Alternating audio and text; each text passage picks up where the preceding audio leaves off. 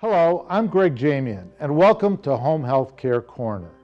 As more people receive their medical services and care at home, there are many questions that pop up that sometimes require quick answers. I have put together a series of short segments with healthcare professionals that will help explain how things work, along with answers to common questions found in home-based care. I hope you find the following information helpful.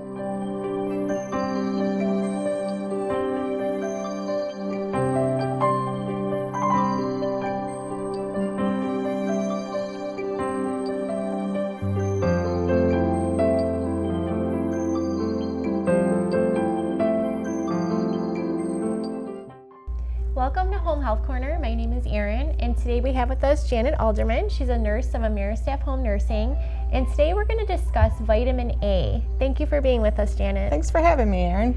So why is vitamin A so vital to our health?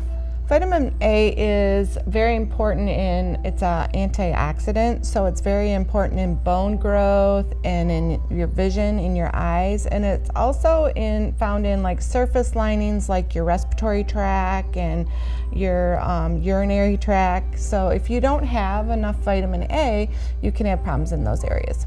Okay, so what kind of symptoms would you feel if you weren't getting enough vitamin A in your body? Well, sometimes you can have you might feel tired, you might have vision problems. That's the thing, it's kind of like a silent thing. A lot of times you don't know until it's too late that you have problems with vision, and that's why with the elderly it's really important too, because it is important throughout your life to be getting enough vitamin A. Otherwise you might be frequently sick. It helps with immunity, so if you're always getting sick a lot, maybe you need to have your vitamin A level checked. Or if you're having vision problems, night vision is one of the big things that later in life, but that's after not having it for a while. So it's kind of like one of those vitamins that you don't hear a lot about, but you need to have throughout your whole life. So what is the best way to get vitamin A into your body? Well, they make it in fortified cereals, have it in there, eggs, fruits, carrots. You hear carrots are a good source of vitamin A. Whole milk usually has it in there. Breakfast cereals, supplements. You can always take a vitamin.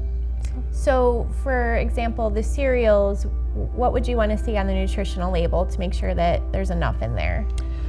You want to look at the nutritional level and make sure that it has vitamin A in the cereal. Usually those cereals that are fortified, like Cheerios or Wheaties or something like that, will have that in there, and it'll say the recommended amount that you should have and the percentage that's in there. So usually a lot of times it'll say 50% or 100% even.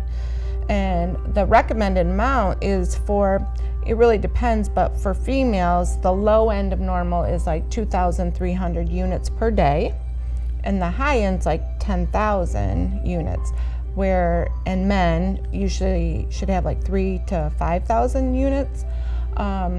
The thing with vitamin A is it's one of those vitamins that stays in your body and you can become toxic, so you don't want to get too much of that either. So you have to be careful. Right.